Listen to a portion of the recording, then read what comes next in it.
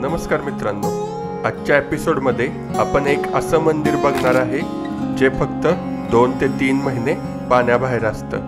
हो, बरोबर ऐकलं तुम्ही. पुण्यातील मुळशी तालुक्यातील वागेश्वर मंदिराला आज आपण भेट देत आहोत.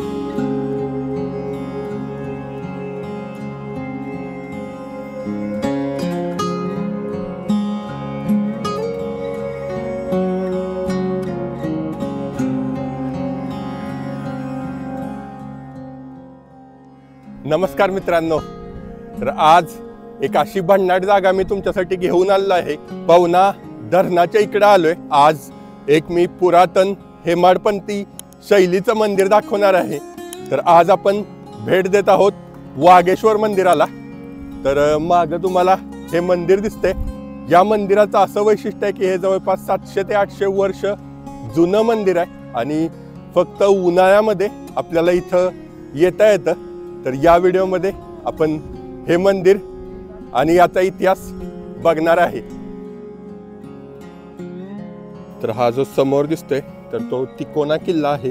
हे सगळं पवना डॅमचं पाणी आहे आणि इकडून आपल्याला या ठिकाणी हे 2 बुरुज दिसतात. म्हणजे त्या काळी इकडं घाट असणार आहे छोटासा.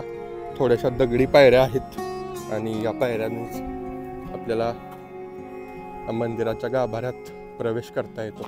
हे मंदिर पुराणात आहे, हेमाडपंथी. आणि ह्या मंदिराचा इतिहास असा आहे की कुणी घडवलं नाही, कुणी बसवलं नाही. हे स्वयंभू मूर्ती असल्या कारणाने एका गवाऱ्याने याचा शोध लावलेला आहे. त्या गवाऱ्याचं मंदिर ते तिथे आहे बारीकसं. आणि हे जे इरगुळ जे पडलेत ना ते वीर लोकांचे, ज्यांनी वीरपणा केलेला आहे त्यांनी. या मंदिराचा 38 गुंठ्याचा एक तळ आहे स्वयंभ. त्याच्यामध्ये निळ्या रंगाची कमळे उगवायची, दिवस उगवला की उगवायची आणि मावळला की मावळायची. तर ते 1966ला पवना धरण पाया लावला आणि 66, 65, 66, 67, 68ला थोडं पाणी तुंबवलं आणि 72ला डॅम तयार झाला आणि 73ला पाणी गेलं. मग ती स्वयंभ कमळे गेली पाण्यात आणि देवालाही जलसमाधी मिळाली.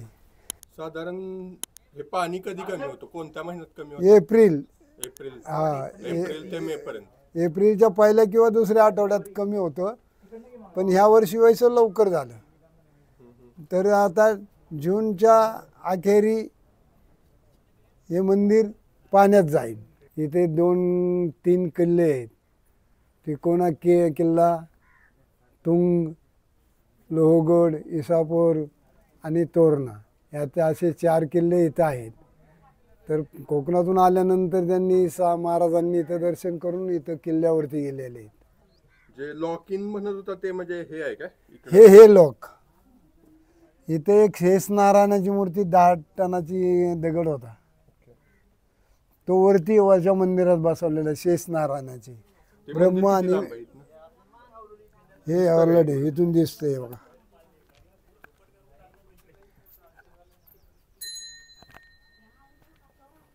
ते दिसतो बघ कळस. हा तो तिथं सुनील अण्णा शेळक्यांनी 20 लाख रुपये टाकलेत. आता तिथं सभा मंडप चालू आहे. खरंच हे मंदिर बघण्यासारखं आहे. संपूर्ण दगडी बांधकाम असलेल्या हेमाडपंथी शैलीतील या मंदिराला एकदा नक्की भेट द्या. वागेश्वर मंदिर पुण्यापासून 40 किलोमीटरवर आहे. पुण्याच्या आसपास 1 डे पिकनिकसाठी जर एखादं ठिकाण तुम्ही शोधत असाल तर या वागेश्वर मंदिराला तुम्ही नक्कीच भेट देऊ शकता. मंदिराच्या आजूबाजूला हे अशा स्मृती शिळा आणि काही विरगळी दिसत आहेत. तर हे पूर्ण दगडी मंदिर आहे. सोबतच तुम्ही इथल्या तिकोना किल्ल्याचा एक सोपा ट्रेक सुद्धा करू शकता.